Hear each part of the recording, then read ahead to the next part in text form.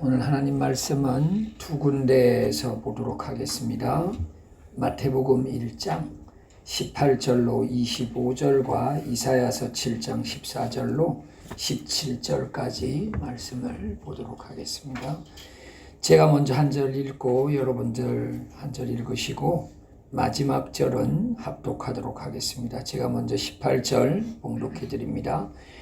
예수 그리스도의 나심은 이러하니라. 그의 어머니 마리아가 요셉과 약혼하고 동거하기 전에 성령으로 잉태된 것이 나타났더니 그의 남편 요셉은 의로운 사람이라 그를 드러내지 아니하고 가만히 끊고자 하여 이 일을 생각할 때 주의 사자가 현몽하여 이르되 다윗의 자손 요셉아 내 아내 마리아 데려오기를 무서워하지 말라.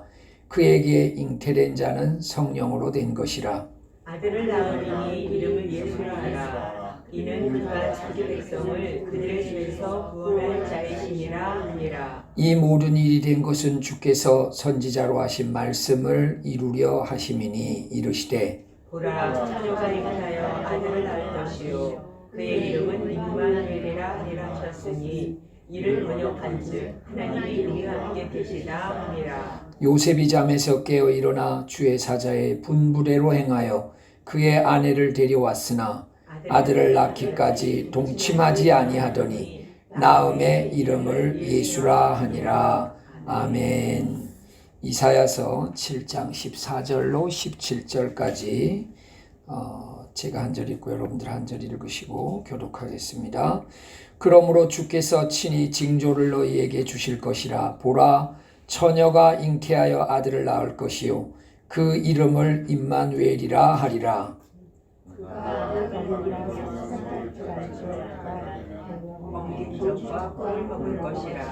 대저 이 아이가 악을 버리며 선을 택할 줄 알기 전에 내가 미워하는 두 왕의 땅이 황폐하게 되리라. 유다를 떠날 때부터 당하여 보지 못한 나를 너와 내 백성과 내 아버지 집에 임하게 하시리니 곧 아수르 왕이 오늘 날이라. 아멘.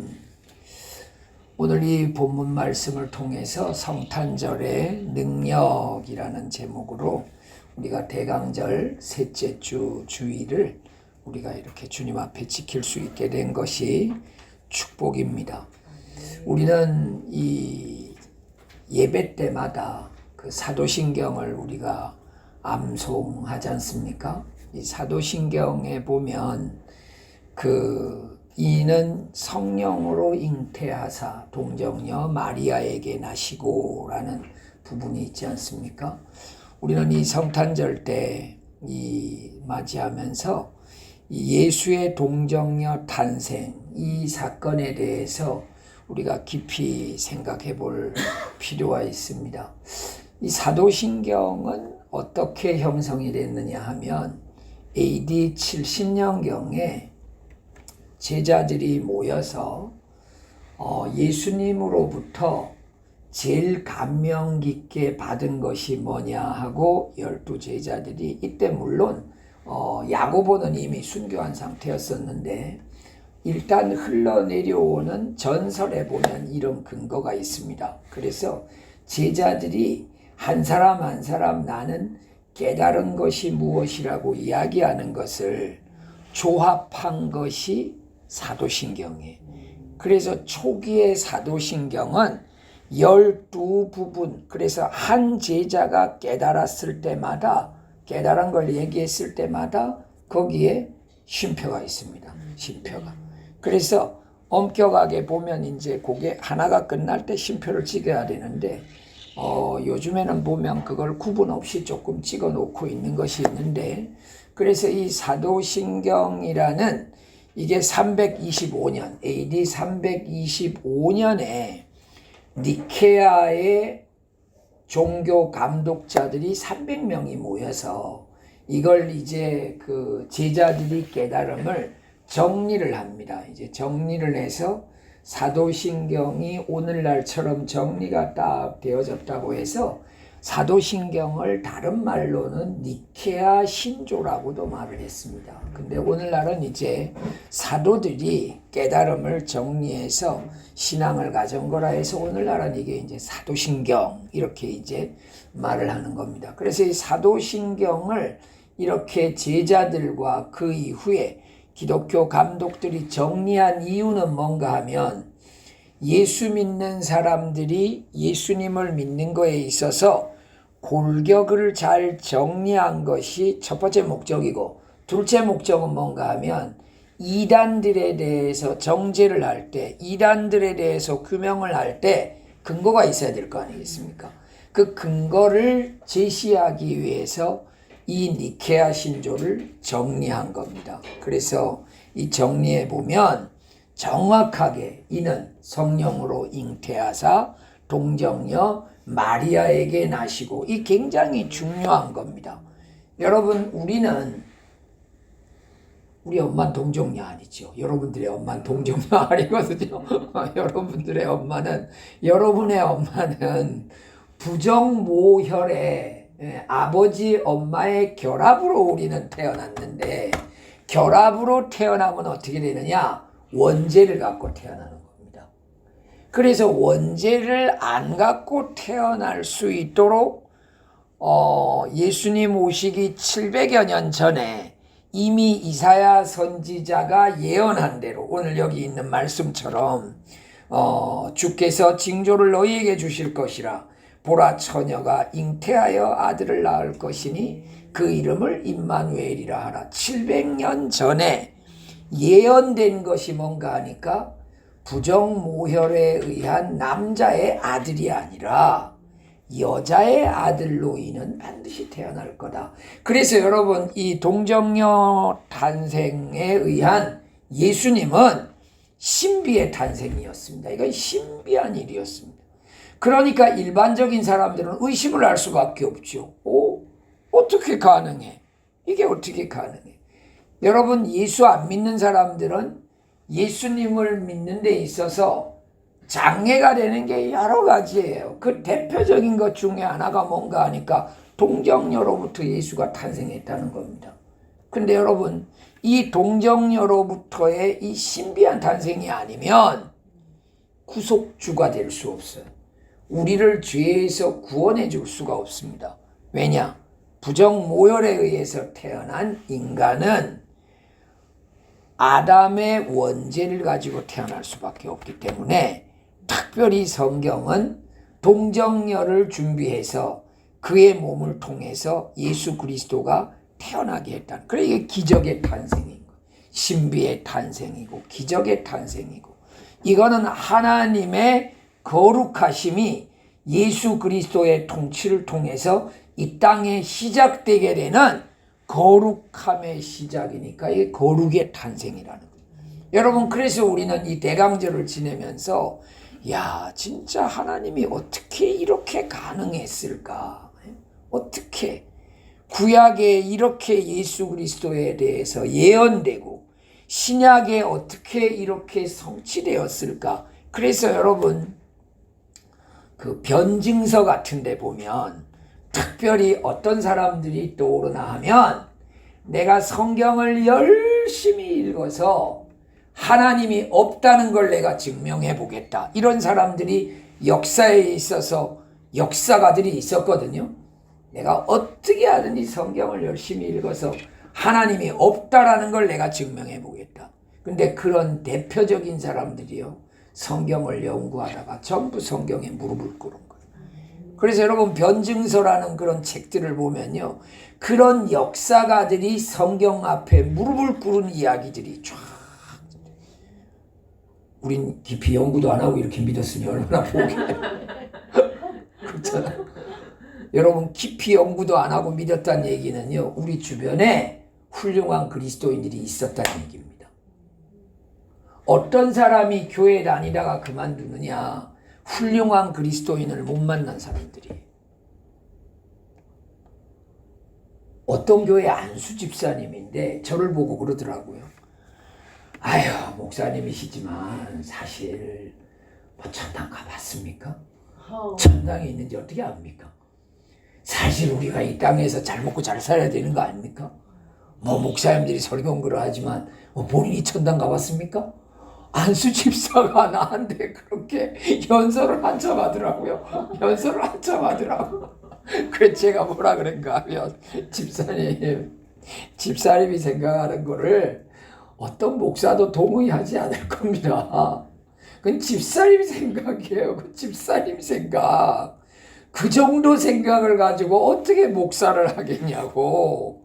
그 정도 생각 가지고 안수집사 하는 사람도 아마 없을 겁니다. 여러분 시간이 아깝지 않습니까? 만약 거짓말이라면.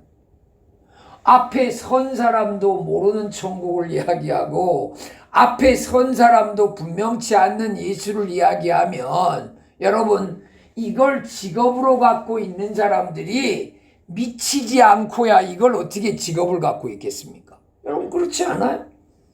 여러분 그럴 리가 없습니다. 그래서 여러분 신학교를 들어가면요. 신학교에 들어온 동기가 여러 가지거든요. 신학생들이. 아버지 엄마가 바쳤기 때문에 온 사람도 있고 그리고 우리 지난번에 여기에 지성이란 학생 왔었잖아요. 해병대 제대하고 여기 온 학생이 있었잖아요. 그 학생은 아버지가 목사인데 신학한 이유가 뭐냐? 나는 목사 되려고 신학 간 건 아닙니다. 주변의 친구들이 내가 목사 아들이니까 성경을 잘 알 거라 생각하고 자기한테 자꾸 질문을 한다는 거예요. 근데 내가 목사의 아들인데 내 대답을 너무 못하는 게 부끄럽더라는 거예요.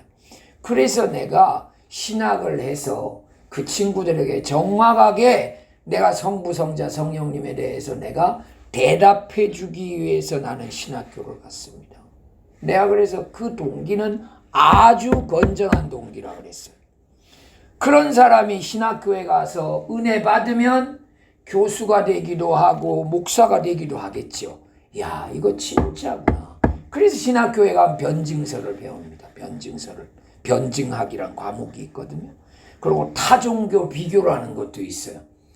불교, 이슬람교, 이런 유교 이런 거에 대해서 쭉 배우거든요. 그래서 왜 성경이 유일신 하나님에 대해서 강조하는지를 그런 과목들에 대해서 배우는 거예요. 그런 걸 제대로 배운 사람은 졸업해서 목사가 되는 거고 그런 걸 배우면서 여러 가지 갈등에서 부정적인 생각을 갖는 사람은 신학교 다니다가 그만두는 사람도 꽤 돼요. 여러분 육군사관학교 같은 데도요. 1학년은 2학년 올라갈 때 정원 숫자의 한 30% 정도를 더 뽑는데요. 왜냐 하니까 육군사관학교 들어와서 훈련 받아보면 이게 보통이 아니잖아요. 육군사관학교는 2보 이상이면 뛰어야 된대요. 2발자국 이상만 되면 뛰어야 돼. 그래서 육사 안에 교정에는요 전부 다 뛰어다니는 사람밖에 없대요. 전부 다. 근데 우리 친구가 육사를 갔거든요. 얘는 애가 누가 봐도 잘 뛸 애가 아니야. 얘는. 그리고 활동적인 애가 아니었거든요. 근데 저희 때는 공부 잘하는 사람들이 주로 뭐 국비로 예를 들어서 돈 안 들어가는 뭐 육사, 해양대 뭐 이런 데를 많이 갔거든요. 그런 데를. 근데 갔는데 2보 이상은 뛰어야 되는 거예요. 그래서 2학년만 되면요. 보통 잘 뛰는 게 아니래. 1년 내내 뛰어다녔으니까 이미. 근데 자기는 2학년 딱 됐는데 내가 이런 정신으로 내가 군인으로 평생을 못 살 것 같아. 그 2학년 때 자퇴했어. 자퇴하고 그만두고 내려와서 강릉이 집이니까 관동대 시험 쳐가지고 들어가가지고 나와서 공무원 하다가 지금 이제 퇴직했는데 여러분 그래서 학생 충분히 뽑네. 육사는 충분히 뽑는데요. 왜냐하니까 2보 이상 뛰어야 되니까 2학년 올라가기 전에 그만두는 애들이 있을 걸 예상하고 그렇게 뽑는다는 거예요. 여러분 교회는 지옥 갈 영혼을 예비로 해놓고 누구든지 나오라 하는 건 아니거든요. 교회가 그렇잖아요. 누구든지 나오세요. 돈 없는 자도 오세요. 누구든지 오라 그러는 게요. 지옥 갈 사람들 예상하고 오라는 게 아니거든요. 육군사관학교처럼. 그만둘 사람 미리 두고 그러는 게 아니에요. 교회는 한 명도 지옥 갈 영혼이 없기를 원하기 때문에 누구든지 교회를 나오라 그러는 거거든요. 그래서 여러분, 우리 먼저 예수 믿은 사람이 중요해요. 우리가 희생적 삶을 보여줘야 돼요. 희생적 삶을 보여야 되고. 야, 교회 다니는 사람들 진짜 대단하다. 야, 어떻게 저런 상황에서도 화를 안 낼 수 있을까?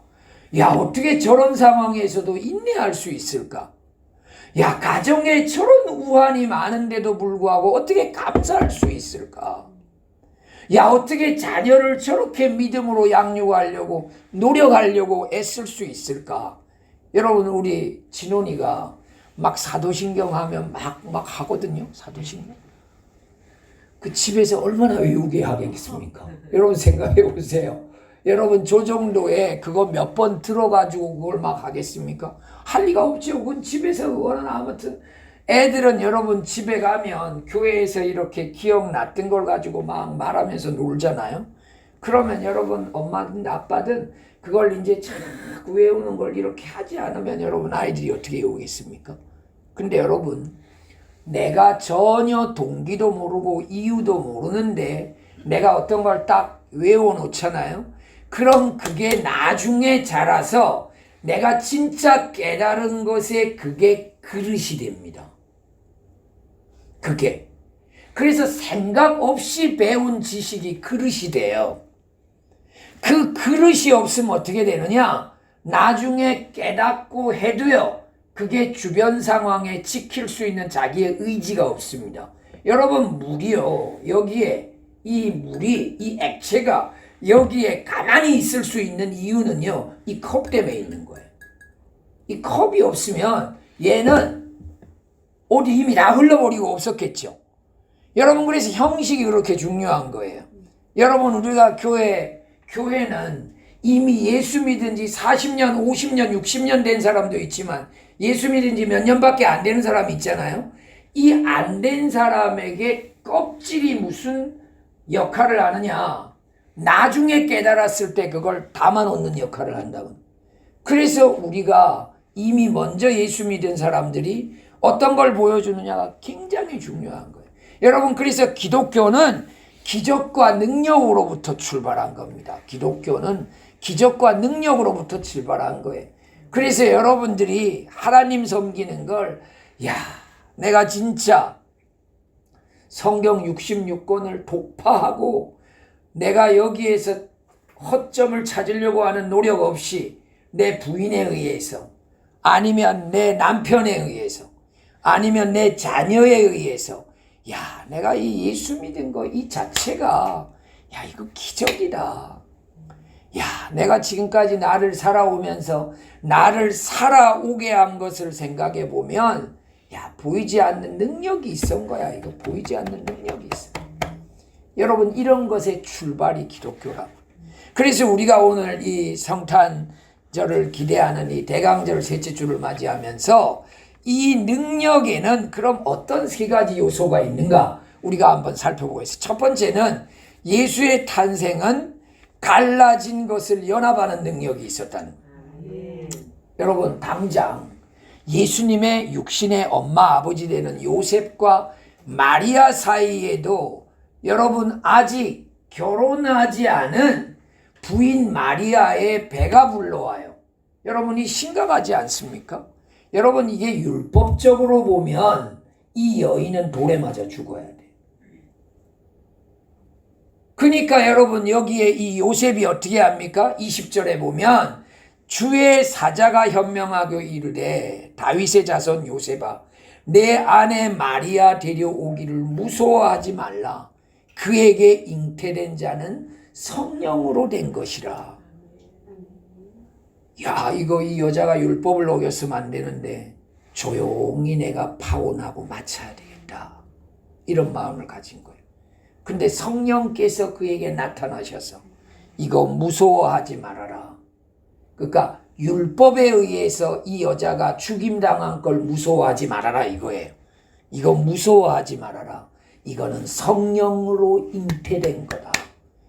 예수님의 12제자 가운데 어떤 제자는 제일 예수님의 깨달음으로부터 뭐가 제일 컸느냐 그러니까 나는 동정녀로부터 예수님이 탄생됐다는 사실에 대해서 난 가장 도전을 받았습니다. 이래서 그게 사도신경에 딱 고줄이 들어갔다고요. 그게. 여러분 우리는 오늘요 하루가 새로운 사도신경을 또 써가는 제자들의 신경을 또 써가는 오늘이라니까요. 그래서 여러분들 누군가 여러분들에게 은혜 끼친 분을 놓고 나는 진짜 그분을 보면서 나는 어떻게 살아야 된다는 결심했어요. 이런 거 우리 하잖아요. 오래전에 어떤 교회에 다니다가 어떤 집사님이 저한테 상담을 했는데 그 교회가 나눠졌어요. 근데 자기가 가깝게 생각하던 분은 다 다른 교회를 간 거예요. 자기가 가깝다고 생각하는 다른 교회 다 간 거야. 자기는 이 교회에 남아있는데 마음이 너무 힘든 거예요. 근데 본인이 어려울 때마다 그 신앙 상담을 본인 엄마한테 한대요. 그래서 엄마한테 그 상담을 하니까 엄마가 이렇게 이야기하더랍니다. 딸한테. 야, 딸아. 교회는 목사는 옮겨갈 수 있지만 교인이 교회를 옮겨 다니면 교회는 어떻게 되겠냐고 그러더래요. 저는 이 말을 전적으로 동의하지는 않는데 교회가 문제 있으면 옮길 수 있죠. 그런데 이 노인 엄마의 지침은 필요한 거 아니겠습니까? 그래서 본인이 엄마의 그 이야기를 듣고 못 옮기겠다는 거예요. 그래서 뭐라고 기도하세요? 그러니까 남편이 발령나기를 기도하고 있대. 남편이 발령나기를 기도하고 있대. 여러분, 교회를 함부로 옮기는 거는 아니구나라는 거에 하나의 지침은 삼을 수 있잖아. 전 그때 그 집사님 엄마의 그 이야기를 이렇게 들으면서 그래, 맞다. 저런 지침을 성도들이 한 번쯤 가지고 있으면 교회를 감정적으로 옮기려고 할 때 굉장히 좋은 도움이 될 수는 있겠다 하는 생각이 들었어요. 여러분, 우리 주변에 예수 잘 믿는 분들 통해서요, 우리는 오늘도 제자들의 신조를 또 하나 배워간다는 생각을 가지세요. 그래서 내가 우리 아이들에게도 좋은 뭔가 전통을 내가 가르쳐줘야지. 좋은 신앙의 진리를 가르쳐줘야지 하는 이런 마음을 우리가 가지면 참 좋겠어요. 여러분, 목자들도 다 따로따로 왔지만 그들이 연합해서 예수님의 그 탄생을 축복했고요. 여러분, 오늘날도 갈라진 가정들, 갈라진 교회, 갈라진 사회와 세계들, 여러분 이런 것 속에서 여러분 복음이 들어가는 데마다요 연합하는 역사들이 생깁니다. 아멘. 여러분 저기 아프리카 같은데요. 아프리카 같은 데는 그 토호족, 이 부족 사회지 않습니까? 부족 사회. 여러분 성경에도 보면 그 미디안, 여러분 이 미디안 이 사람들이 이스라엘 사람들에게 막 쳐들어오고 이럴 때가 추수 때 아닙니까? 추수 때 와가지고 꼭 그걸 다 곡식들을 훔쳐가고 막 이런데 이 부족들이 주로 전쟁을 일으키는 게 추수 때입니다. 그래서 선교사들이 가서 뭘 했느냐? 이 부족들에게 말씀을 전하면서 서로 화해해라. 그 파푸아뉴기니아가 인도네시아랑 붙어 있지 않습니까?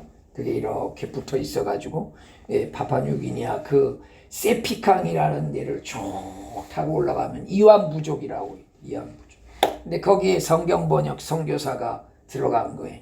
그 성경을 번역을 하는데 용서라는 말이 없더랍니다. 용서라는 말이 없더래요. 왜냐 하니까 서로 싸우고 이겨야지 사니까 용서가 필요 없는 거예요. 이 백성들한테는. 그래서 성경을 번역하는데 용서라는 말을 아무리 찾아봐도 용서라는 단어가 없더래요. 근데 한번 어떤 일이 있었는가 하면 옆에 있는 부족들끼리 진짜 화해를 해가지고 모여서 찬송을 하는데 서로 하나가 되고 용서한다는 그런 가사가 나오는 그런 가사 대목에서요, 사람들이 다 어깨에다 손을 얹더라는 거예요. 어깨에다 손을 얹더라. 그래서 이 예배가 끝나고 나서 너네가 어깨에다 손을 얹는 것은 뭘 의미하냐 그러니까 나쁜 사람이 나한테 나쁜 짓을 했던 거에 대해서 이제 없는 걸로 여긴다 그러더래요. 그래서 그들의 성경에는요, 용서라는 말을 어깨에다 손을 얹었다 이렇게 번역을 했다는 거예요. 여러분, 기독교는요, 선교사들이 가는 데마다요, 뭔 역사가 일어나느냐? 화합의 역사가 일어나요. 연합의 역사가 일어나요. 여러분, 그래서 우리가 가는 곳마다 어떤 일들이 있어야 되느냐? 분열하는 거에 내가 쓰임받으면 안 돼요. 화합하는 데 내가 쓰임받아야 돼. 그래서 아무튼 내가 좋은 말을 하고 창조적인 말을 하고 긍정적인 말을 하고 적극적인 말을 해서 사람들이 그 사람만 있으면 행복할 수 있도록. 그래서 여러분, 우리 마태복음 5장에 보면 화평케 하는 자는 복이 있나니 그랬잖아요. 화평케 하는 자. 여러분, 우리가 화평을 남에게 가르쳐 줄 수 있는 그런 사람이 되시길 주의 이름으로 부탁드립니다. 두 번째로는 어떤 능력이 있느냐? 비극을 극복하는 능력이 있다는 거예요. 비극을 극복하는 능력. 여러분, 요한복음 우리 1장 10절로 11절 보면 그가 세상에 계셨음에 세상은 그로 말미암아 지음바 되었으되 세상이 그를 알지 못하였고 자기 땅에 오매 자기 백성이 영접하지 아니하였으나, 여러분, 예수님이 이 땅에 오셨는데 아무도 그를 영접하지 않습니다. 여러분, 예수님이 오셨을 그때 당시가 보면 불법 재판관 빌라도가 여러분 통치하고 있었지요. 그러고 호적령을 내려서 다 호적을 신고하라는 가이사 아구스티누스와 칼로 여러분 또 정권을 다스리는 헤롯이 집권하고 있었지 않습니까? 여러분, 이런 아주 암흑기에 나타났는데 여러분, 예수님이 그 상황에 뭘 했느냐? 여러분, 마태복음 1장 21절 봅시다. 마태복음 1장 21절. 아들을 낳으리니 이름을 예수라 하라. 이는 그가 자기 백성을 그들의 죄에서 구원을 자심이라 하니라. 여러분, 암흑 가운데 태어났지만 예수님은 여러분 여전히 어떤 사역을 진전하고 있었느냐? 그들의 죄에서 구원할 수 있는 구원 사역을 시작했다는 거예요. 그래서 여러분, 그 구원 사역을 제자들이 1세대로 받아들이고 그 제자들이 마음이 뜨거워져서 정말 너희는 가라, 아버지와 아들과 성령의 이름으로 세례를 받도록 너희들 해라, 땅 끝까지 이르러 너희들 증인이 되라. 예수님의 제자들이 그걸 다 받아들이고 사도 요한 빼고 다 순교한 거예요. 다 순교. 여러분, 이런 놀라운 일들이 여러분 기적같이 나타났습니다. 그래서 비극이 있는 현장에 여러분 정치, 경제, 예술 분야 이런 데 정신세계에 영향을 주는 거예요. 네? 영향을 주는 거예요. 여러분, 저기 유럽 같은 데 이렇게 다녀오면 여러분, 사람들이 그런 이야기 하거든요. 와, 거기에는 가니까 다 성경적인 거밖에 없더라고요. 다 성경적인 거밖에 없더라고요. 갔다 와서 그렇게 깨달음 얘기하는 분들 많거든요. 네, 많거든요. 여러분, 정말 여러분, 예수가 들어간 곳, 선교사가 들어간 곳에 진짜 슬픔이 해결돼요. 여러분, 지난주 우리 금요일날 금요 예배 때 보니까 이란에 여성 한 명이 이 히잡을 쓰고 다니지 않는 것 때문에 재판장에서 벌을 받았는데 뭘 받았느냐? 곤장을 74대를 맞은 거예요. 예? 곤장을 74대. 히잡 안 끼고 다니는 겁니다. 저는 여기 우리 이쪽 동네는 파키스탄 사람들 많이 살거든요. 근데 여러분, 그 초등학교 유치원 다니는 애들도요, 파키스탄 그 사람들 요 쓰고 다니거든요, 애들이. 뭐 한 5학년, 3학년, 뭐 한 유치원 정도? 요 정도 되는 애들, 다 형제들 같았어요, 한 집안.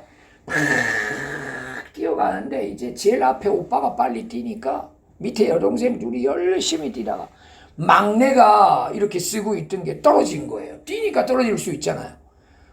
근데 보니까 오빠도 저 앞에 뛰고 언니도 빨리 뛰니까 얘가 떨어진 걸 주워가지고 그냥 들고 뛰었어. 왜냐하니까 빨리 따라가야 되니까. 근데 그게 이제 원리는 서서 묶고 뛰어야 되는 건가 봐요. 근데 이제 언니 오빠가 어디 갈지도 모르니까 얘가 들고 그냥 뛴 거예요.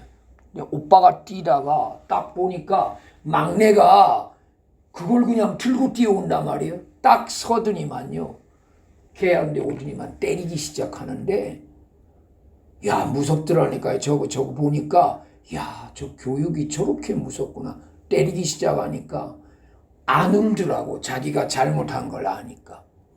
그러니까요, 그 위에 언니가 걔를 그걸 다시 씌워주더라고. 그러고 가만히, 저는 그런 현장 보면 가만히 보거든요. 어떻게 하나. 애들이니까 그렇게 하니까 또 다시 뛰더라고. 이제 어디를 그렇게 바삐 가는지 모르겠는데, 제가 그거 보면서, 야, 어렸을 때부터 저렇게 저게 준비가 철저하니까. 그러니까 그 사회는요, 그 히잡 안 쓴 것 때문에 74대 두들겨 맞은 거에 대해서 다 그냥 그 왜 안 썼으니 그렇지, 이런 분위기인 거지. 여러분, 그런데요, 우리 금요예배 나오는 분들은 들어서 알잖아요. 이란에 모스크가 25,000개가 문을 닫았다잖아. 25,000개가. 그러니까 여러분, 이게 이 종교로 유지된 나라들은 종교적인 어떤 그런 위기가 오면 여러분 정치적으로 점점 민감해지죠. 점점. 여러분, 우리 기억해야 돼요. 여러분, 새벽이 오기 전 그 어두움이 가장 짙다 그러잖아요. 새벽이 오기 전 가장 어둠이 짙다 그러죠. 여러분들 인생에, 미치겠어. 지금 인생은 최악이야. 이럴 때 여러분, 최악이라 하지 말고, 야, 악이 다 끝나가나 봐. 이렇게 생각하세요. 네? 제일 어려우면, 야, 악이 다 끝나가나 봐. 이제 좋은 날 보고 올라나 봐. 어떻게 이렇게 어려울 일이 있어? 야, 좋은 일이 곧 올라나 봐. 말을 바꾸라고요. 그게 성경적이에요. 죽겠다. 미치겠네. 이러지 말고, 네? 죽겠다, 미치겠다 이러지 말고, 아휴, 그래, 이제 진짜 가슴 펴고 살 날이 가까워지나 보다. 이렇게 해서 말을 바꾸라고. 전 여러분 20대 초반에 전 진짜 어떤 말을 듣고, 와, 저 말 대단하다라고 딱 마음에 받아들인 게요, 상황을 크게 보면 하나님 적게 보이고, 하나님 크게 보면 상황이 적게 보인다, 이 말이었어요. 여러분, 상황만 보고요, 너무 많은 말을 하지 마세요. 그러면 여러분, 영적인 눈이 감겨요. 영적인 귀가 닫혀요. 영적인 말을 할 수 있는 기회를 상실해요. 어려움이 와도 그 어려움 속에 주님이 하실 일을 더 기대하라는 거죠. 그래, 이 상황 속에서도 기도하고 있으니까 하나님이 길을 여실 거야. 길을 여실 거야. 여러분, 그래서 우리가 아무튼 하나님 앞에서, 야, 예수님의 탄생은 비극을 극복하는 능력이 있다. 여러분, 로마서 8장 우리 21절 보면요, 아들을 그 바라는 것은 피조물도 썩어짐의 종노릇한 데서 해방되어 하나님의 자녀들의 영광의 자유에 이르는 것이니라. 저 말씀 아닌데, 저 21절이, 예? 저 말씀이 아닌데, 영광의 자유에 이르는 거. 맞아. 네. 여러분, 저 말씀은 무슨 말씀이냐? 여러분, 하나님의 자녀들을 영광에 이르도록 하나님이 그 길을 예비해 놨기 때문에 우리가 세상으로부터 정죄를 받지 않는다는 거예요. 여러분, 성경은 하나님이, 예수님이 우리를 위해서 대신 죽어주심으로 말미암아 하나님께 우리의 죄를 대신 갚으셨기 때문에 우리가 깨끗하게 되어졌다고 이렇게 이게 칭의거든요. 이게 이렇게 커버링이 됐다 해서 이게 칭의인데, 그래서 하나님이 우리를 보실 때 우리가 무죄한 겁니다. 그 우리가 지옥에 가지 않는 거예요. 우리가 무죄한 거예요. 정죄를 받지 않는 거예요. 근데 여러분 잘 기억해야 돼요. 사람과 사람은요, 이걸 못 보고 나를 그대로 이걸 봅니다. 그래서 여러분 한번 어떤 실수한 사람은, 한번 죄진 사람은요, 누가 평생 나를 놓고 그걸 말을 한다 해도 할 말이 없어. 왜냐? 사람은 그럴 수 있어요. 사람은 그럴 수 있습니다. 내가 그 죄를 언제 진 건데 그거 가지고 나를 지금 아주 인간 아주 못돼 먹어가지고 이렇게 말할 자격이 우리한테 없다는 거예요. 왜냐? 사람은 그런 거예요. 사람은. 근데 하나님이 우리를 어떻게 하시느냐? 예수 그리스도의 보혈의 공로에 그 의의 옷을 보고 우리를 정죄하지 않는 겁니다. 우리를 자유를 통해 영생의 영광에 이르도록 우리를 해주셨다는 거예요. 여러분이 얼마나 놀랍습니까? 그래서 비극을 극복하는 능력이 예수 그리스도의 탄생으로 주어졌다는 거예요. 얼마나 놀랍습니까? 마지막 세 번째는 진리의 능력이 있다는 거예요. 진리의 능력. 진리의 능력. 여러분 정말 빛을 발할 수 없는 어둠 가운데 예수님이 오셨지만, 여러분 우리 요한복음 14장 6절 말씀 보면 예수께서 이르시되 내가 곧 길이요 진리요 생명이니 나로 말미암지 않고는 아버지께로 올 자가 없느니라. 여러분 진리라는 것이 우리에게 딱 와서 기적 같은 일들이 일어났는데, 어떤 일들이 일어났느냐? 첫 번째는 여러분 보면 하나님의 자녀가 되는 놀라운 특권을 준 거예요. 하나님의 자녀가 돼. 여러분 요한복음 1장을 보면 절망 같아요. 정말 아들이 이 땅에 왔는데 진짜 여러분 암흑기에 와서 진짜 절망 같거든요. 근데 여러분 그런 시기에 여러분 이란에 25,000개의 모스크가 문을 닫고 기적이 나타난 것처럼 여러분 예수님이 오셨을 때 어떤 일들이 일어나느냐? 하나님의 자녀는 놀라운 일들이 생기는 거예요. 여러분 조선시대가 얼마나 암울했습니까? 예? 조선시대 얼마나 암울했습니까? 근데 선교사들 들어오면서 한국에 여러분 현대 의료기관이 생기고 여러분 현대 교육기관이 생기고 여러분 역사가 나타나지 않습니까? 예? 역사가. 저는 참 그 세브란스 병원 갔을 때마다 저는 감동이 있거든요. 야, 선교사가 이렇게 와서 예? 이렇게 현대식 병원을 지어서 오늘날 야 이렇게 참 좋은 혜택을 보고 있다는 게, 여러분 그 제중원, 광해원, 세브란스, 여러분 그 광해원이라는 거는 광해라는 두 글자는 그걸 고종 황제가 시사했던 거거든요. 선물로 준 그 이름이었거든요. 그게. 근데 나중에 이제 세브란스로부터 많은 이제 그 헌금을 받게 돼서 우리가 이 세브란스의 이름을 기리자 해서 세브란스 병원으로 바뀌게 된 건데, 여러분 그 선교사들의 다 재산입니다. 그리고 여러분 종로 5가에 종로 5가에 가면 거기 여러분 기독교 방송 거기 CBS 기독교 방송 CBS 거기 있죠. 100주년 기념관 있죠. 여전도회 회관 있죠.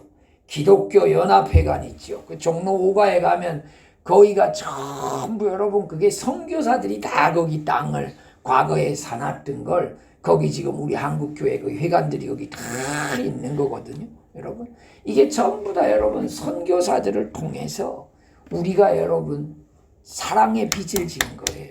사랑의 빚을 진 겁니다.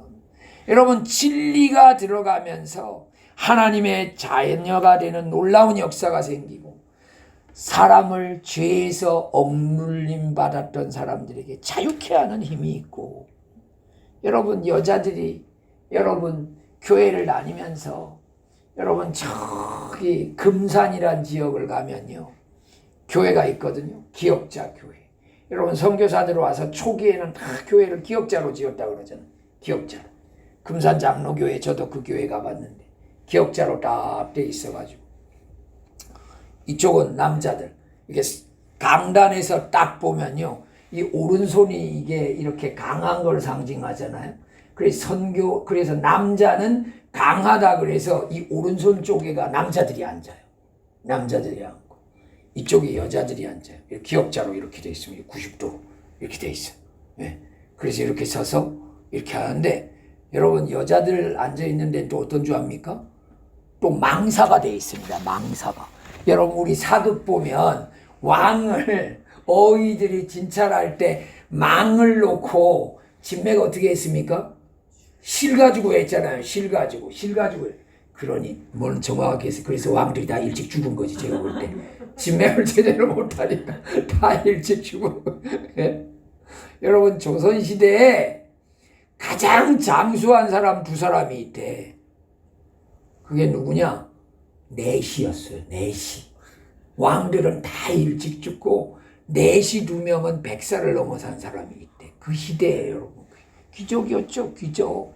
네? 귀족. 여러분 우리 6.25 당시 때요, 평균 수명이 몇 살인 줄 압니까? 우리나라 평균 수명이요 38살이었어. 38. 그러니까 회갑을 하면 거의 절반을 살아서 잔치를 한 거지요. 잔치를. 지금은 60에 뭐 잔치를 합니까? 지금은 그냥 청년이라고. 우리 집사님 70이 넘었는데 청년이신데 지금. 지금은 70이 넘어도 여러분 양로원 아니야. 노인원 안 가죠. 노인원 가면 심부름 한다고. 저희 어머니도 80 정도 됐을 때도 근데 평상시 때는 심심하니까 안 갈 수가 없는 거야. 심심하니까. 근데 가면 아픈 분들도 거기와 누워 있는데요. 왜냐하면 건강한 사람이 밥 차려주니까. 그래갖고 누가 아들이 온다, 누가 온다고 하면 안 가는 거예요. 왜냐하면 거기가 설거지 안 해도 되고 밥 안 해도 되니까. 그리고 자식들이 오면 자식들이 맛있는 거 대접하러 보통은 이제 시내로 가거든요. 저도 이제 엄마 살아계셨을 때 가면 엄마 모시고 엄마가 제일 좋아하는 식당으로 가거든요. 식당으로 가서 식사를 해줘. 거기 노인잠 안 가는 거예요. 안 가는 거예요. 여러분 하나님이 여러분 참 여자들 삶이 얼마나 고달팠습니까? 근데 선교사들 때문에 여러분 다 자유하게 됐고 지금 공부 마음껏 다 할 수 있게 됐고 여러분 얼마나 자유로운 나라가 됐어요. 여러분 사우디아라비아 같은 데는 여자가 운전면허도 못 딴다잖아요. 여자가 어디 운전을 하나요? 여러분 저희 누나가 저희 아버지가 자전거를 이제 여자도 자전거 배워야 된다 그러니까 저희 어머니가 당신은 여자를 데리고 자전거나 가르치고 그런다고 여자가 어디 자전거를 배워가지고 뭘 하냐고. 근데 저희 아버지가 일본에서 공부를 했다 그랬잖아요. 근데 그때 엄마한테 그랬대요. 전 이거 누나한테 들었는데 이 사람아 얘네들이 어른 때 되면 차를 몰고 다니는 시대가 될 거야 그랬대요. 근데 누나가 운전면허를 따서 운전 처음 딱 하는 날 아버지 그 말씀이 생각나더래요. 그래서 사람은 배운 사람과 안 배운 사람이 그렇게 차이 나나 보다. 여러분 60년대 그때야 여러분 집에 자동차도 없었던 시대였잖아. 얘네들이 나중 시대는 얘네들이 운전하고 다니는 시대가 올 거라고 그러더래. 그래 운전 처음 하는 날 아버지 그 말씀이 생각나더라고요. 여러분 선교사들이 가는 데마다요 문화가 개방되고요 억눌렸던 사람들이 다 풀어나고 여러분 기독교화 되어지는 데마다요 감옥도 좋아집니다. 감옥도. 여러분 우리나라에 여주에 소망교도소라고 있거든요. 소망교도소. 그 소망교도소가 기독교적으로 운영하는 교도소거든요. 그래서 그 교도소는 딱 들어가면 크게 예수님의 성화가 있고 뭐라고 써놨나 하면 수고하고 무거운 짐진 자들아 내게로 오라. 죄인들을 향해서 너 세상에서 헛된 짐 지려고 하다가 망했지 않느냐 이거죠. 너 여기 와서 깨닫고 내가 주는 멍에를 지면 쉽고 가볍다. 그래서 너 여기 와서 무거운 짐 다 내려놓고 이제 쉬운 짐 내려놓고 가라. 그래서 여러분 그 소망교도소는요, 특히 다른 교도소랑 다른 게 뭔가 하면 그 안에 오래 있는 그 장기 복역자일수록요, 어떤 그 사람한테 다 기술을 가르쳐 준대.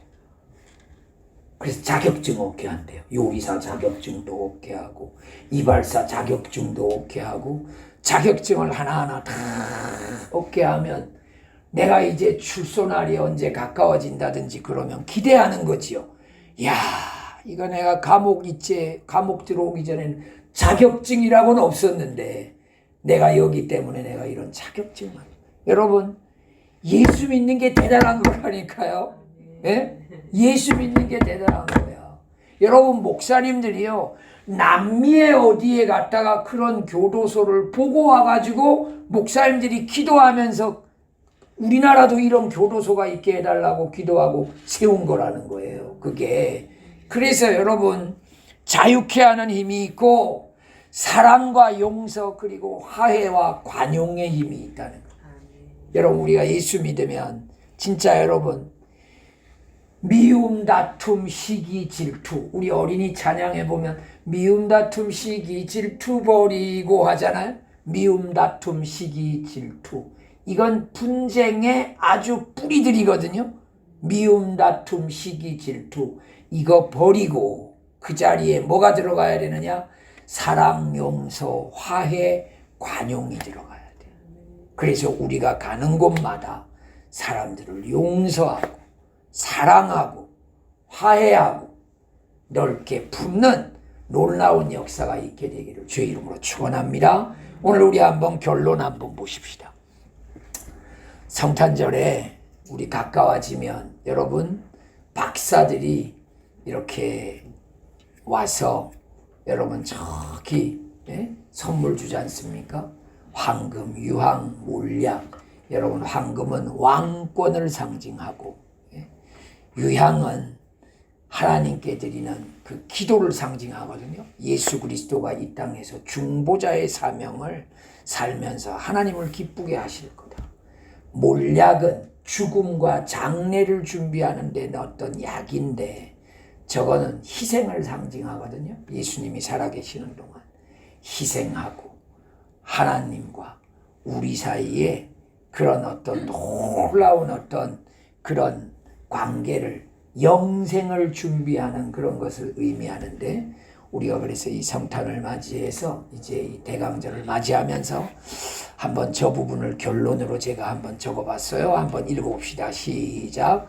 황금과 같은 보배로운 믿음, 유향과 같은 아름다운 생활과 향기 나는 기도와 몰약과 같은 희생적 봉사를 주님께 바치는 대강절이 되도록 힘쓰십시다. 아멘.